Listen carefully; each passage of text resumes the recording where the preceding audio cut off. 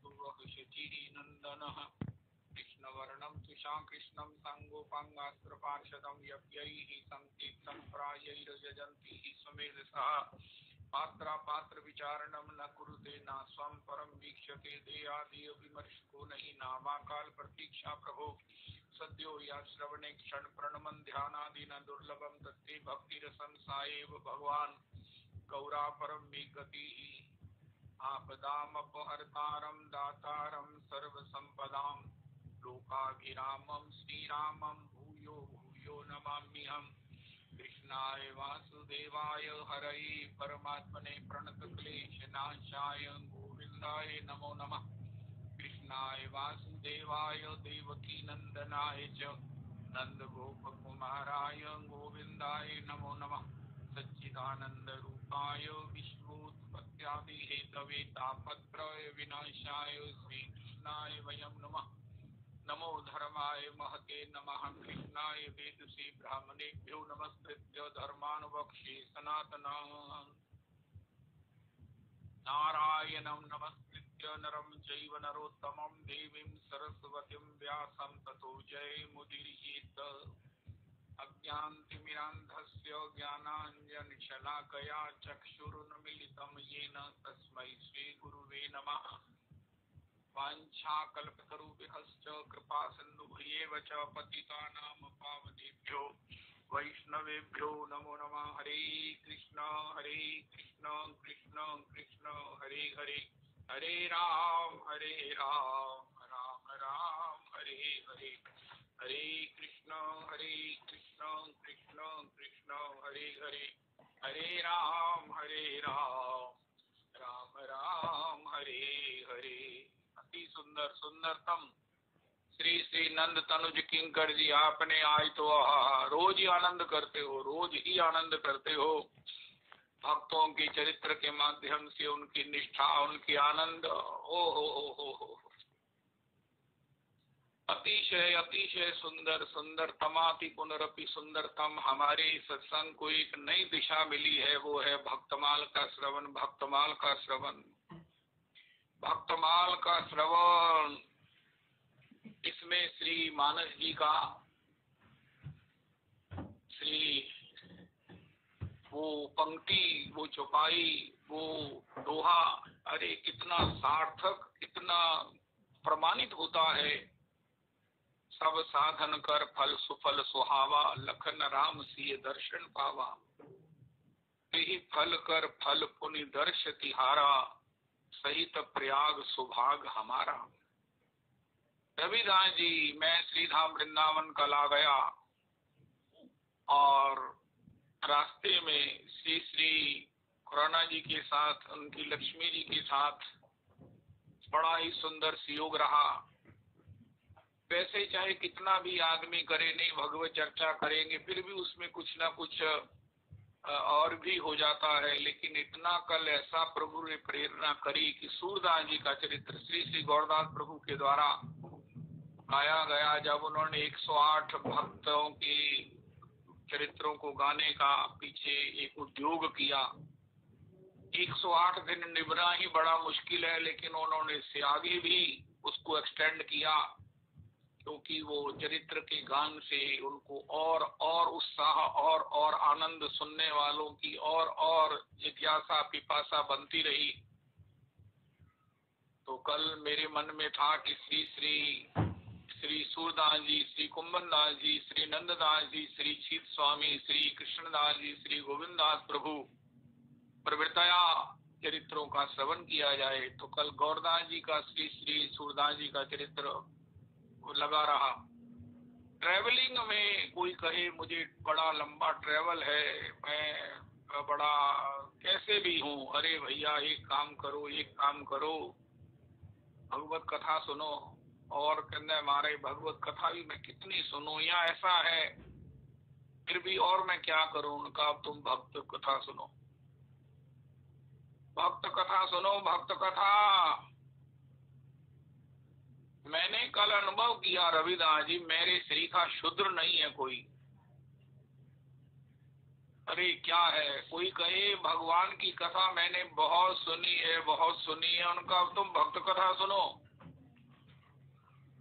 फिर बताना, क्या बताओ तुम्हारी क्या हालत है। उनका बस महाराज, बस बस बस बस बस बस। महर्षि भरद्वाज कह रहे हैं, यही फल कर फल पुनी। भागवत कथा फल है। श्री श्री प्रभुदत्त ब्रह्मचारी जी भागवती कथा में लिखते हैं, जितने भी साधन हमने किए हैं, हमारे ऊपर जितनी भी भगवान की कृपा, उससे हमें भगवत कथा मिल गई। भगवत कथा का मतलब है भगवत कथा में मिलने वाला आनंद, आह्लाद, रोमांच, हृदयगत जो सब प्रकार से रस की अनुभूति है, वो भगवत मिलन है। भरद्वाज जी कहते हमें जब हो गया तो हमने कहा हमको और क्या चाहिए, और क्या चाहिए, सब कुछ मिल गया, सुफल फल मिल गया। लेकिन हे श्री प्रेम मूर्ति भरत, हे श्री प्रेम मूर्ति भरत, आज आपके दर्शन करने से हमको ये लगा कि उस फल का जो फल है वो है उसका रस, रस रस वो हमें मिल गया। फल में रस को देखा जाता है, फल की उस स्वाद को चखा जाता है, भगवान को अर्पित। तो ये तो भगवान के जो भक्त हैं ये तो अर्पित ही हैं। ओए होए होए होए होए होए होए होए, ये समर्पित है, ये भगवान को भोग लगे हुए हैं चरित्र, ये भगवान ने अरोगे हुए हैं, ये सुकृत फेलालभ है। भक्त चरित्र कौन है? जिसको भगवान प्रतिपल चखते हैं, प्रतिपल अपने महाराज हृदय में उसका आनंद लेते हैं, स्वाद लेते ही रहते हैं। अगर वो स्वाद की एक कणिका, भगवान के आस्वादन की एक कणिका हमें प्राप्त होती है, तो उससे जीवन में कोई भी हो जो ये कहता है कि मुझे भगवत कथा में रुचि नहीं होती, मैं कथा में नहीं बैठ सकता, उनको भक्त चरित्र सुनाओ। ओ हो। श्री सूरदास जी का, श्री श्री कुंभन दास जी का चरित्र हुआ इतनी लंबी ट्रेवलिंग में। ओए होए होए। अरे ये भक्त कौन है जिनके साथ भगवान क्रीड़ा करते हैं? इतने बड़े रसो वैसा भगवान का आनंद कहाँ है, भगवान का क्रीड़ा कहाँ है, भगवान की रस की अनुभूतियां भगवान कैसे करते हैं, भगवान किस रस का चरवन करते हैं, पान करते हैं, या ऐसा कहो कि त्रिलोकी में इतना रस वितरण कर रहे हैं, किस बल से कर रहे हैं? उनका भक्तों के संग के बल से कर रहे हैं, भक्तों के संग के बल से कर रहे हैं। कल मैंने वो कार में इसका अनुभव किया। श्री श्री सूरदास जी एक बार श्री गिरिराज जी की परिक्रमा को निकल गए। तो गिरिराज जी की परिक्रमा करते हैं, लठिया भी नहीं थी, कोई और संग में भी नहीं था। भगवान की लीला समझो कि श्री सूरदास जी एक कुएं में गिर गए। श्री पुकारते रहे, पुकारना क्या था, भगवान को गाते रहे। उनकी तो पुकार भी भगवान को रिझाना है, उनका गान भी भगवान को रिझाना है, और रिझा कर अपने आत्मानंद को संवर्धित करना है। गाते रहे। एक दिन बीता, 2 दिन बीते, 3 दिन बीते, 7 दिन बीत गए। 7 दिन कुएं में पड़े हुए श्री श्री सूरदास जी, आखिर भगवान आए और भगवान ने अपने हस्त कमल को श्री बढ़ाकर सूरदास जी को पकड़ा दिया। सूरदास जी उसी को पकड़कर कुएं से बाहर आ गए।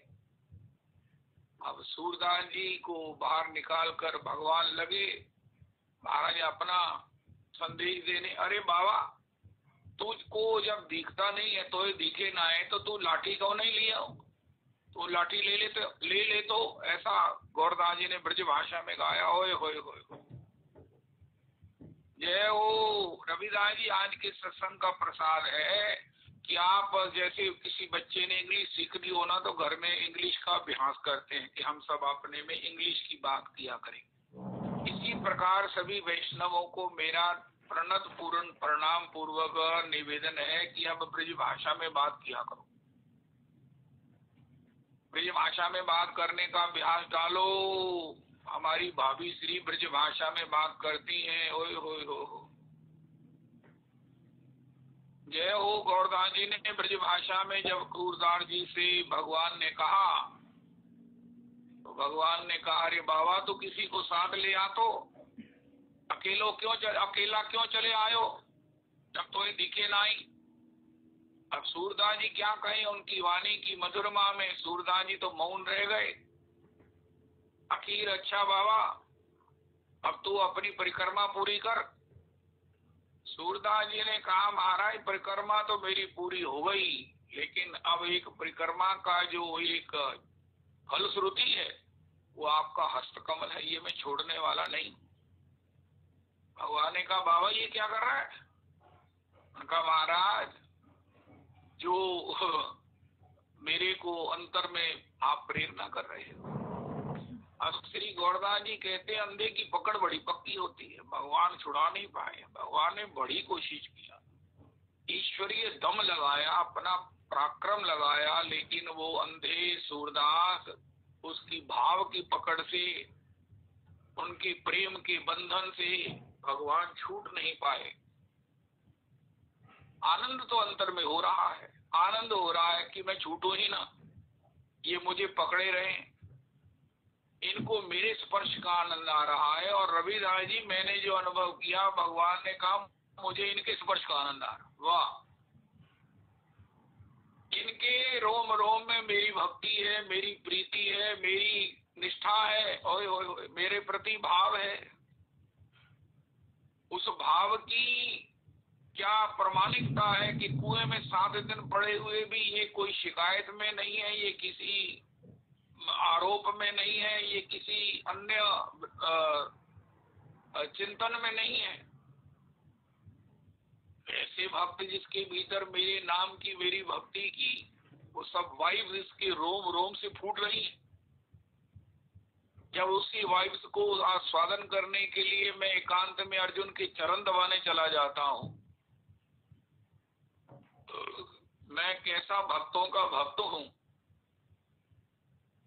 तो उसके लोभ में हमने अक्सर सुना कि अर्जुन के चरण दबाते हैं। अर्जुन जब सोया है, दिन भर तो लड़ता है, लेकिन मां मनुष्य स्मर युद्ध,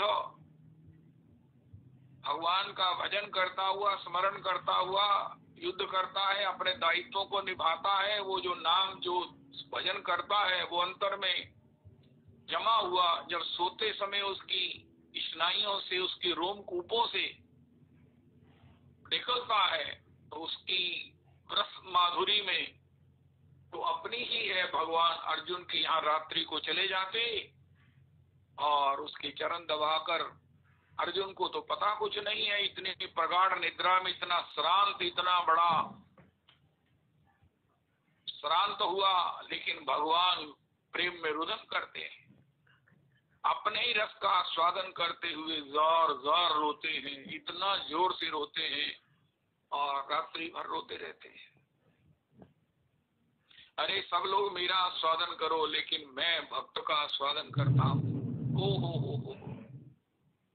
तो आज सूरदास जी का हस्त कमल पकड़कर भगवान भी छोड़ना नहीं चाहते हैं, लेकिन फिर भी भगवान ने कहा इसमें कुछ और नवीकरण होना चाहिए। भगवान ने कहा, बाबा तो मेरा हाथ क्यों नहीं छोड़ रहा है? तेरे को देखो, भले का कोई जमाना ही नहीं है।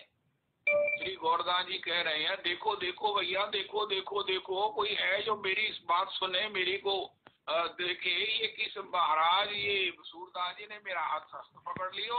अब बताओ, मैंने तो इसको कुएं से निकाला, परोपकार कियो, और ये अब बाबा मुझे छोड़ ही नहीं रहे होंगे।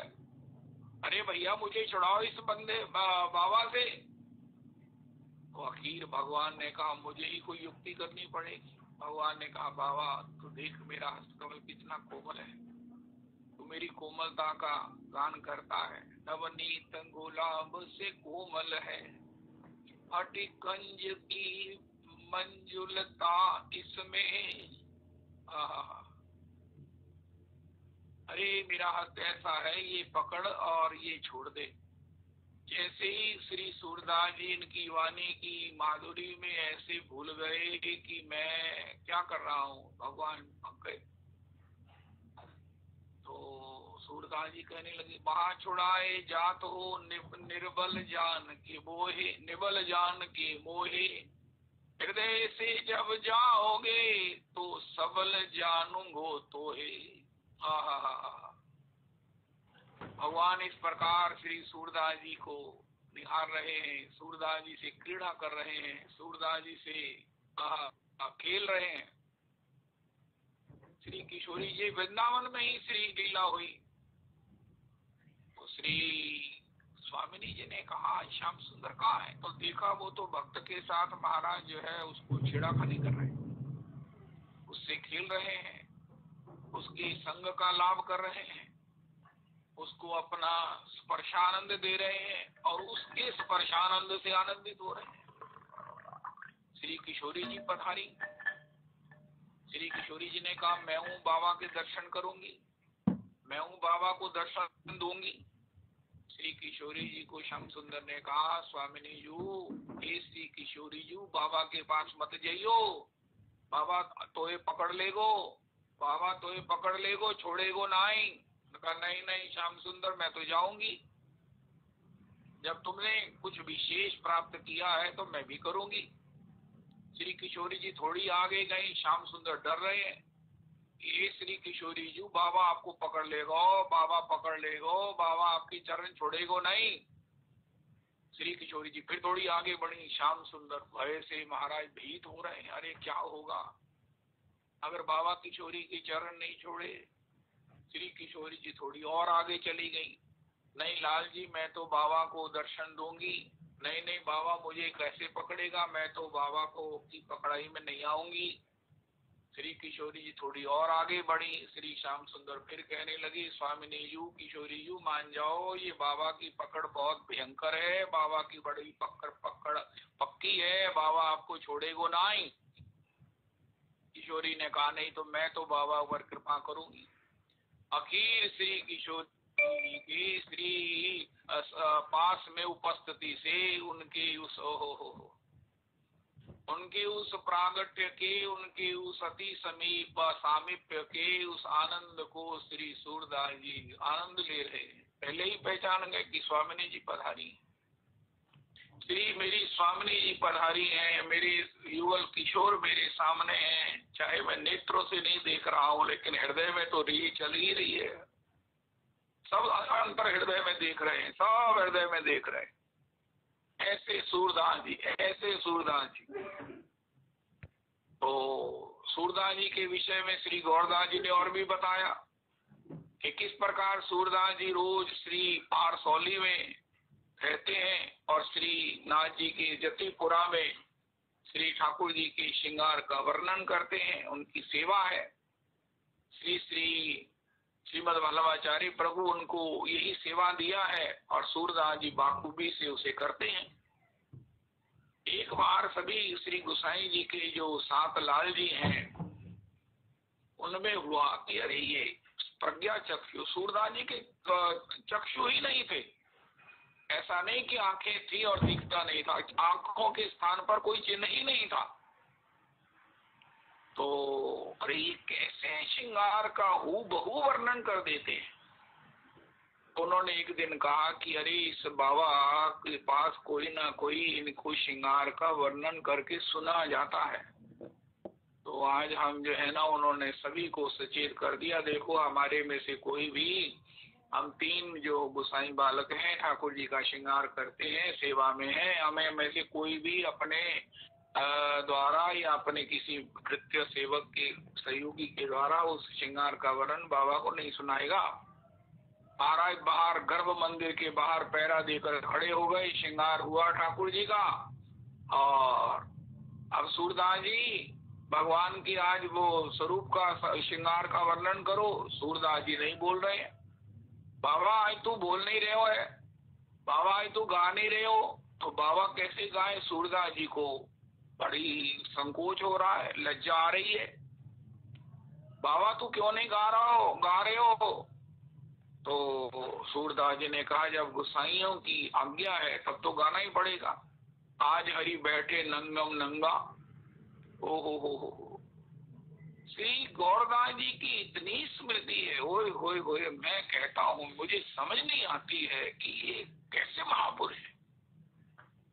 इनके पेट में, इनके हृदय में क्या क्या भरा हुआ है। ओए होए होए होए, छप्पे गाते हैं, उनकी पदावली गाते हैं, उनकी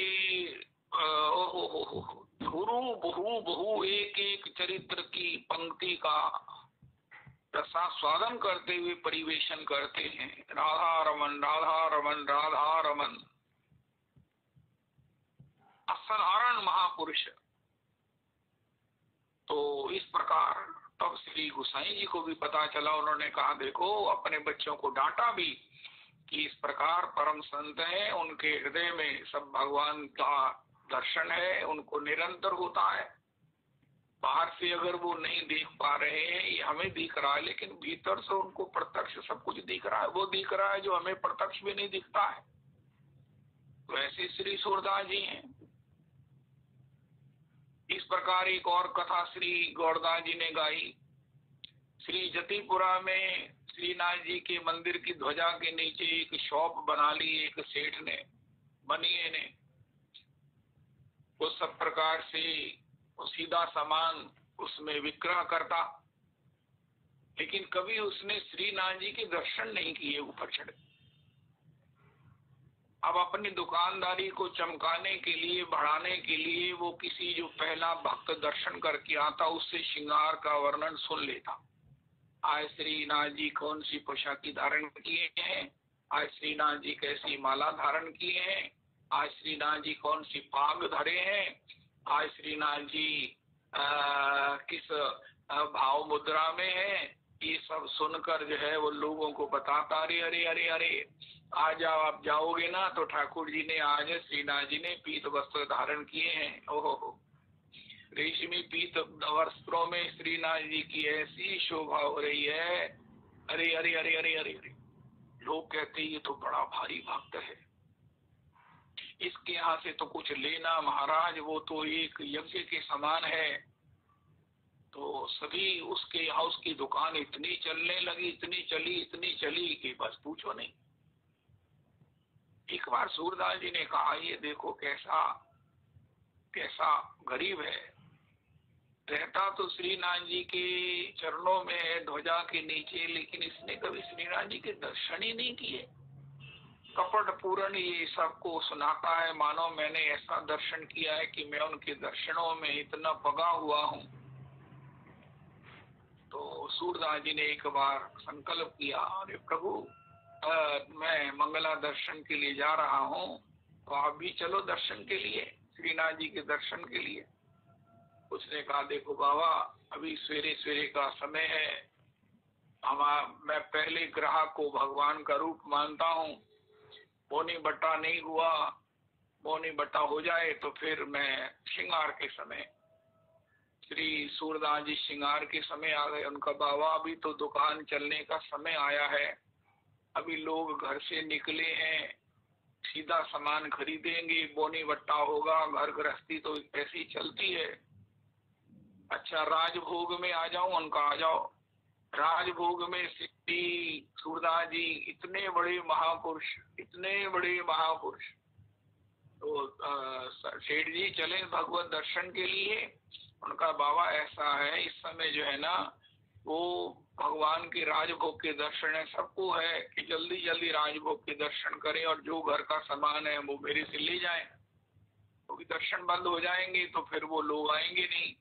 तो अगर मैं दर्शनों के समय ही दुकान छोड़ के चला जाऊंगा तो फिर तो बाद में तो मुझे सारा दिन ये योग सेल का मौका नहीं मिलना है। उनका अच्छा भैया अपने संध्या के समय, उनका हाँ हाँ संध्या के समय सूरदास जी फिर आ गए। तो सेठ जी चले भगवत दर्शन के लिए। उनका देखो सेठ जी, सूरदास जी, बाबा जी, इस समय तो मैं लक्ष्मी जी का पूजन करता हूँ, लक्ष्मी जी को मनाता हूँ कि वो मेरे घर में निवास करें, और भी मैं पाठ करता हूँ। अगर इस समय मैं चला गया, मेरा अपना नियम लक्ष्मी पूजा का, लक्ष्मी को मनाने का नहीं पूरा हुआ तो मेरे को तो बड़ा डर लगता है कि मैं लक्ष्मी जी से वंचित ना हो जाऊं। अरे भैया अच्छा, तो फिर तुम शयन के समय चलोगे? उनका हाँ हाँ। जब शयन आरती के समय में सूरदास जी पहले ही पहुंच गए, सेठ जी चले। उनका महाराज आप क्या बात करते हो, अब बताओ जो दिन भर नहीं कुछ मेरे से खरीद सके, उन्होंने दिन भर में जो कमाया है वो इस समय रात को ही वो शयन आरती में आते हुए वो मुझसे खरीद लेते हैं और जाती बार ले जाते हैं। प्रभु ये भी मेरी जो है वो मेरा विक्रय नहीं अगर होगा तो मेरी दुकान कैसे चलेगी? तो मैं शयन के समय भी नहीं जा सकता हूँ। 1 दिन, 2 दिन, 3 दिन, 4 दिन, 5 दिन हो गए। रोज सूरदास जी पांचों आरती के समय आते और उसको कहते कि भैया तू चल तू चल तू चल, लेकिन वो नहीं जाता। एक बार सूरदास जी ने कहा ये नहीं मानेगा, ये नहीं मानेगा। भय बिनु प्रीति न होए गुसाई। सूरदास जी ने उसे कुछ भय दिखाया। देखो भैया, अगर आज तुम दर्शन के लिए नहीं गए तो तुम्हारा बहुत बड़ा हानि होने वाला है। तो वो भय के मारे जो है वो दर्शन के लिए गया।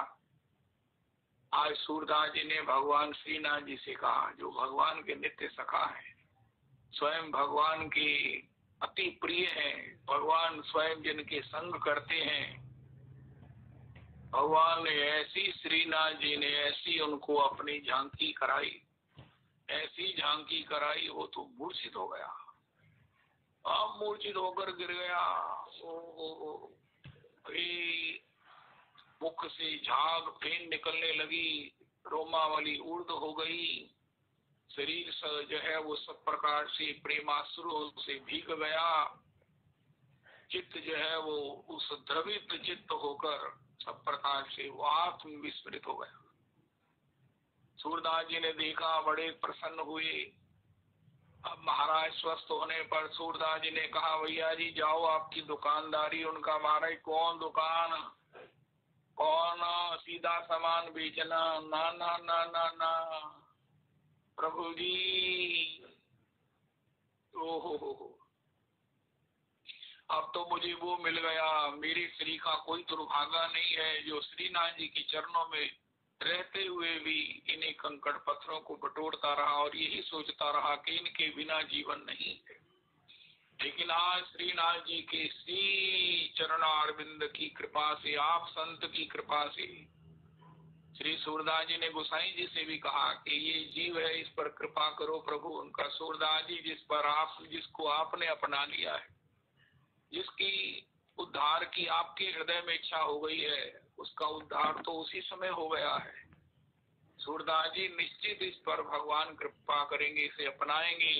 गोसाई जी ने भी अपनी सम्मति दे दी और श्री उस जीव पर कृपा हो गई। फिर वो श्री नाथ जी के ही अष्टपहर दर्शन करना, उन्हीं की चिंतन में, उन्हीं के स्मरण में, उन्हीं के ध्यान में सब प्रकार से जो है वो जीवन में, जीवन रहते हुए ही मुक्त हो गया।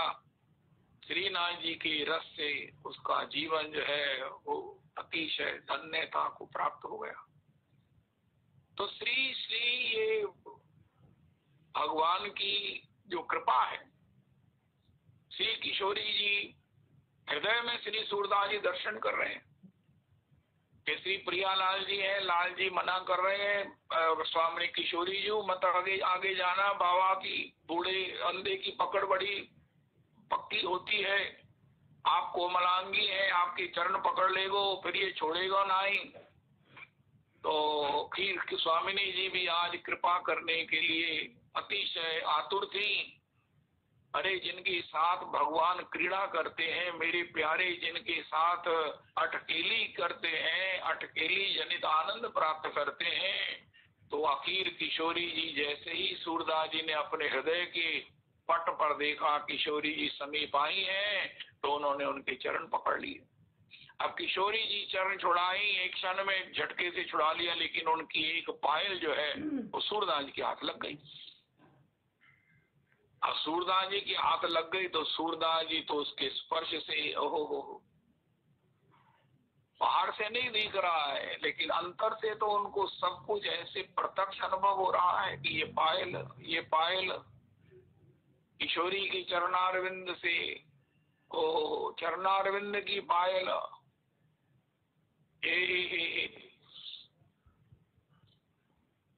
मम शीर्षि मंडनम देहि पद पल्लव मुदारम, जिन चरणारविंद पर श्याम सुंदर अपना मस्तक रखकर मम शीर्षि मंडनम घोषित करते हैं, वो पायल जो उनके नित्य चरणों में रहती है, सेवा में रहती है, छन छन करती हुई किशोरी जी को श्री कृष्ण की कथा सुनाती है, उसको पाकर श्री किशोरी जी को देखा श्याम सुंदर ने, अरे किशोरी जी आपकी एक पायल तो खुद नहीं है। कहा प्यारे, उनको हो ना हो उसी बाबा के पास रह गई।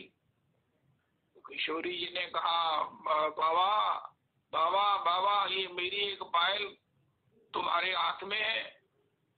कहा किशोरी जी, हे स्वामिनी जी, हे लाडली जी, लाली पायल तो मेरे पास है, तो उनका मोह दे दे, ये मेरी है, नोकू दे दे। तो श्री सूरदास जी कहने लगे, दे कैसे दो, अगर कोई और आ गया कि मेरी है तो मैं कैसे कहूंगा, अब कहाँ से लाऊंगा। ऐसा है कि अगर इसके पायल तो दो ही होए, पाँव दो में दो पायल धारण की जावे, तो मुझे दूसरी पायल दिखा दो, अगर वो ऐसी ही होगी तो मैं आपको दे दूंगा और समझ जाऊंगा कि आप ही की है। अब श्री किशोरी जी श्याम सुंदर की ओर देख रही है, उनका श्याम सुंदर ने कहा, स्वामिनी जी मैं तो आपसे पहले ही कहा, ये बाबा बहुत चतुर है, यति चतुर बाबा है। किशोरी जी ने कृपा किया और वो पायल श्री सूरदास जी से ले ली। पायल के रूप में सूरदास जी पर जो कृपा भगवान ने करी थी, किशोरी ने भी करी। होय होय हो,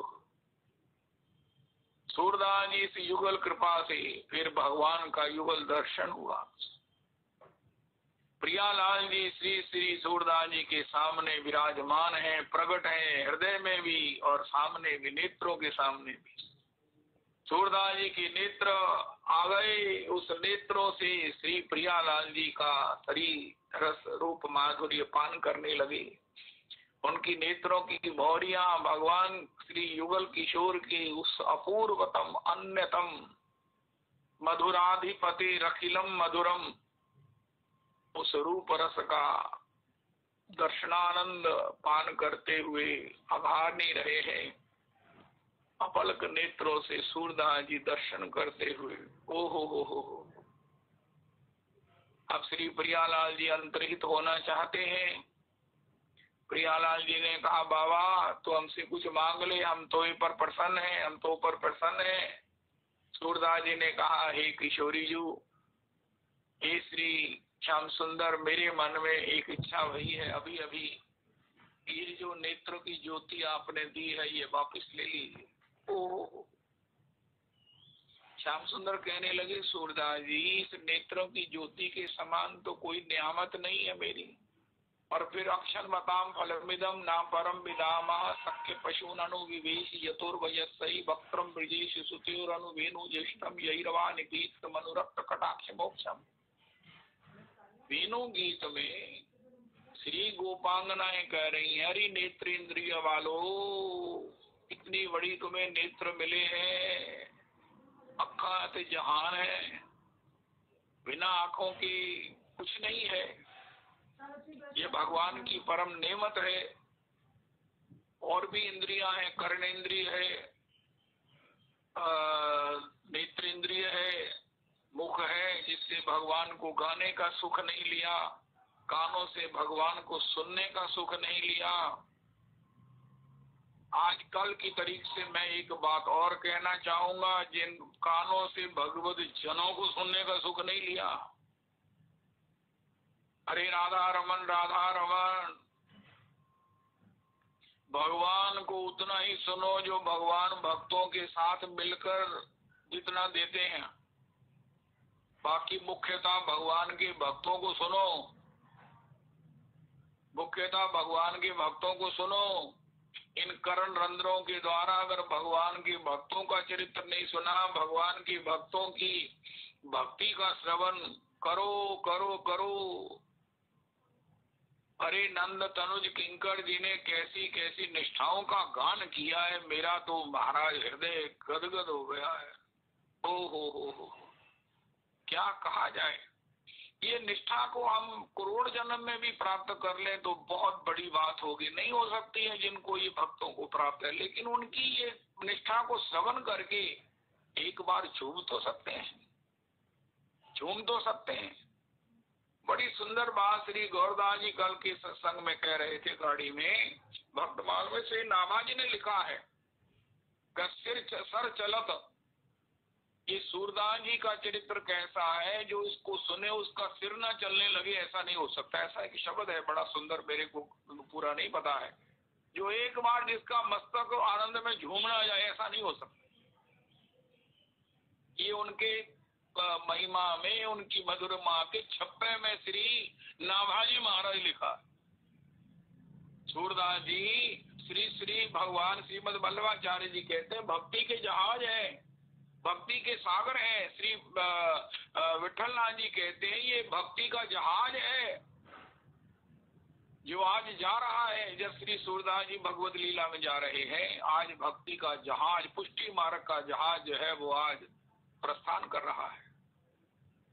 जहाज कहा श्री विठलनाथ जी ने, सागर कहा श्री मद वल्लभाचार्य प्रभु ने।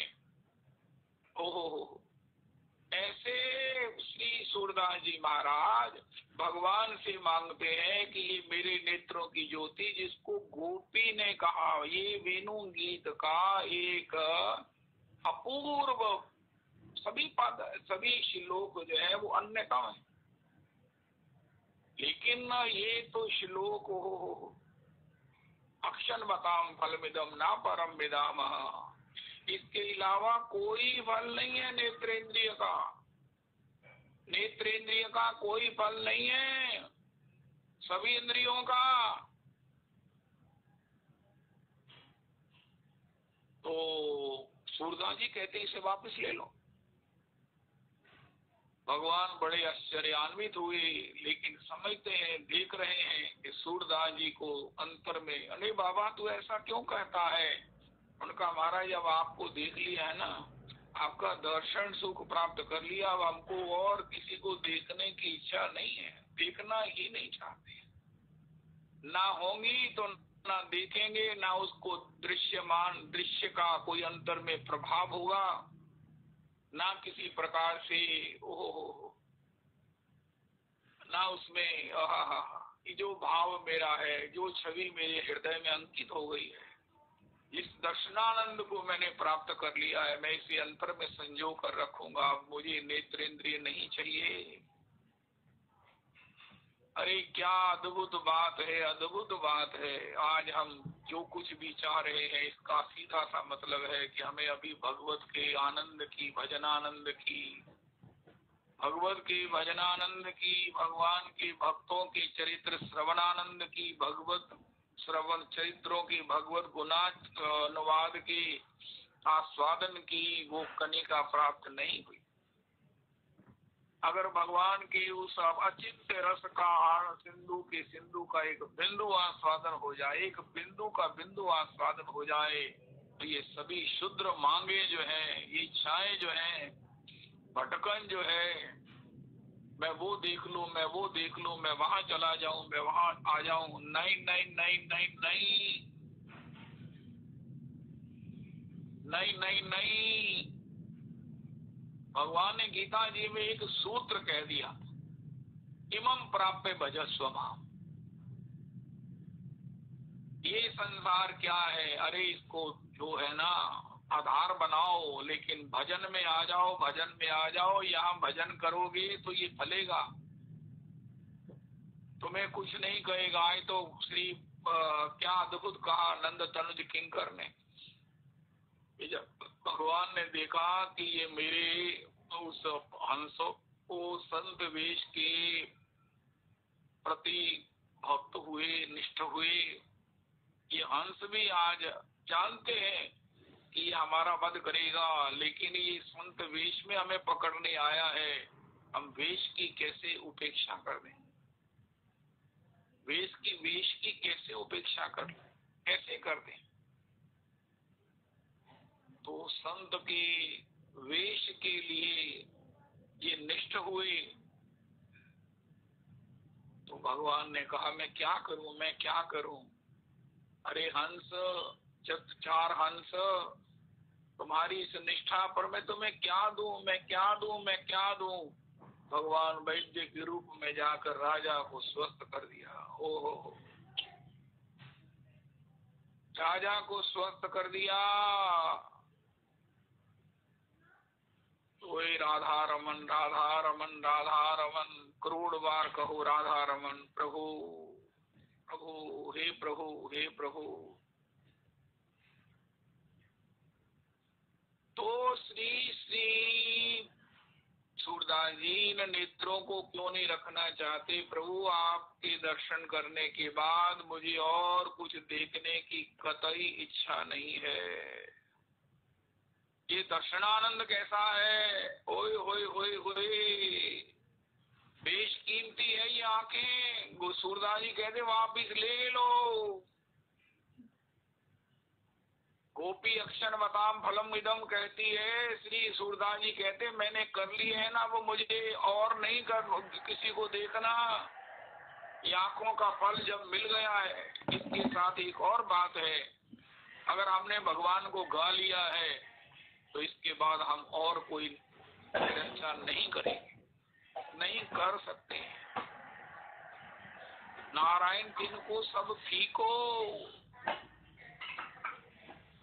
मैं और कुछ सुन ही नहीं सकता, क्योंकि हमारे कानों को भगवान की कथामृतम का आज की तारीख में जोड़ दो, भगवान के भक्तों के कथामृतम का, चरितामृत का, लीलामृत का, भजनामृत का, श्रवण का जो चस्का लग गया है, इसके बाद उनको सब कुछ फीका लगता है, फीका लगता है। लवण बिना बहु व्यंजन जैसे। ओए होए होए, श्री सूरदास जी की ऐसी अद्भुत स्थिति है। अब जैसे यस्याम अनुगृणामि वित्तम तस्य हराम में हम, और वित्त की भी सीमा क्या है? वो है नेत्रेंद्रिय। उस सूरदास जी ने उसका भी भगवान के चरणों में निवेदन करके प्राप्त होने पर भी भगवान से कहा कि इसे वापिस ले लो। धन्य है ऐसे भक्तों को। रविदास जी मैं कहता हूँ, अरे कितनी बार प्रणाम करें, कितनी बार प्रणाम करें। नहीं नहीं, अपना सिर ही नहीं उठाना इनके चरणों, सिर नहीं उठाना, सिर ही नहीं उठाना, सिर ही नहीं उठाना, सिर ही नहीं उठाना। हे गोविंद, हे गोपाल, हे गोविंद, हे गोपाल, हे गोविंद। आगे चलकर अकबर ने एक बार श्री सूरदास जी को अपने यहाँ बुलाया। उनकी महिमा सुनकर फतेहपुर सीकरी में दरबार लगाया था। आगरे में किला बन रहा था, तो इसलिए वो आगरा ना लगाकर दरबार लगाया फतेहपुर सीकरी में। सूरदास जी को बुलाया। सूरदास जी तो कतई जाना नहीं चाहते हैं, लेकिन सबके कहने से महाराज ये अभी तो अकबर हमारे गोसाई जी के भी अनुगत है, सब प्रकार से अनुकूल है। इसने बहुत बड़ी गोकुल की सब जमीन भी ठाकुर जी की सेवा के लिए हमको सुरक्षित कर दी है, लेकिन अगर ये इन लोगों का मूड बिगड़ गया तो बहुत बड़ा हमको भजन में विघ्न आ सकता है। सूरदास जी आपका क्या बिगड़ता है?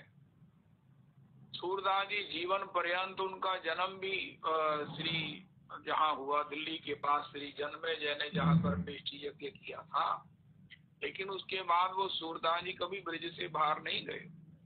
चलो नहीं, सूरदास जी ने कुंभन दास जी को बुलाया था। तो ये सूरदास जी का ही अद्भुत चरित्र है। कुंभन दास जी को बुलाया तो कुंभन दास जी ने बड़ी भारी व्यवस्था करी श्री अकबर ने, घोड़े से लेकर पालकी से लेकर महाराज और भी रथ तक। लेकिन कुंभन दास जी कहते हैं भैया हम कोई राजकीय सेवा स्वीकार नहीं करेंगे। एक बात नोट कर लो, सेवा स्वीकार करने पर जो है वो सहज ही, जिसमें कहते हैं ना मुंह खाए और अक्खा शर्मान। श्री कितने प्रयास से सूरदास श्री कुंभनदास जी पैदल श्री गिरिराज जी से चलकर श्री कुंभनदास जी का जन्म भी गिरिराज जी में, जीवन पर्यंत वो गिरिराज जी वृंदावन से बाहर नहीं गए। एक ही बार उनको जाना हुआ राजा के अकबर के यहाँ। उनका प्रभु आप इतना अद्भुत जो है वो सुना है, आप में कवित्व है, आप में गायन का गुण है, तो कुछ सुनाइए प्रभु जी। अब सूरदास जी तो छुट्टी चाहते थे कि बस आ गया हूं तो मुझे जाना है। उनको तो श्रीनाथ जी के दर्शन के विरह में एक एक क्षण भारी पड़ रहा था। एक एक क्षण युगायितम निमेषेन चक्षुषा प्राविश्यायितम, वो तो इतने अधीर हो रहे थे। अब राजा ने कह दिया कुछ सुनाओ। तो सूरदास कुंभनदास जी ने गाया, भक्तों को कहा सीकरी काम, आवत जावत पनिया टूटी बिसर गयो हरि नाम, जाको मुख देखत दुख उपजे तिनको करनी पड़े सलाम, कुंभन दास लाल गिरधर बिनु छूटो सब धन धाम। अकबर तो नहीं समझा इस हिंदी का पद का अर्थ। सब बड़े बड़े हिंदी के विद्वानों ने अक्षरशः जो अर्थ था सही वो बता दिया। अब सबने कहा कि श्री कुंभनदास जी तो महाराज अब कितने बड़े दंड का भाजन बन गए हैं, लेकिन अब अकबर ने खुश होकर कहा अरे धन्य है आप, धन्य है प्रभु, अपने प्रभु की निष्ठा में आपने इतना बड़ा राजा के सामने, इतने बड़े राजा के सामने ओहो इतना बड़ा साहस किया है। इसमें मैं आपकी अपने इष्ट के प्रति निष्ठा का, विश्वास का, सेवा का, समर्पण का, आनंद का ही श्रेय देता हूँ। प्रभु जी आप सकुशल, जैसे भी आपकी इच्छा हो आप पधारे। मैं सारा मेरा राजकोष आपके लिए समर्पित है। उन्होंने कहा भैया एक ही मुझे चाहिए आपसे। उनका हाँ हाँ बोलिए बोलिए क्या चाहिए। उनका मुझे दोबारा नहीं बुलाना, मुझे दोबारा नहीं बुलाना। अरे भजन नहीं करता हूँ मैं, तभी मैं इधर उधर देखता हूँ, ये हो जाए वो हो जाए, वो हो जाए ये हो जाए। मैं अपनी ओर नहीं देखता हूँ कि भगवान की एक आज्ञा इमं प्राप्त भजस्व माम। इस संसार में दुख है, इसको आश्रय बनाओ, इससे भजन करो, इसकी ओर ताको मत, इसमें सुख है ही नहीं है। तुम भी कह रहे हो संसार में सुख नहीं है, तो फिर मेरी बात मानो ना। फिर संसार में क्या उनका इसमें भजन है। भजन अगर वो भी ना करें तो फिर दुखों का सेवन करते हुए हम घबराएं, तो फिर जो पहले ही बता दिया भैया आगे दुख ही दुख है। भजन भजन भजन। और भजन के लिए कल हमने कार में चिंतन किया कैसे भजन हो। उनका कृपा, कृपा केवल मात्र कृपा, और कृपा किनकी, इन महापुरुषों की कृपा, इनकी पदावली के माध्यम से, इनके संग की कृपा, इनकी वाणी की उस उच्छिष्ट को प्राप्त करने की कृपा, इनके चरित्र के माध्यम से इनके चरणों में बैठने की इनकी कृपा को प्राप्त करके हम जीवन में, मैं अगर कहीं भजन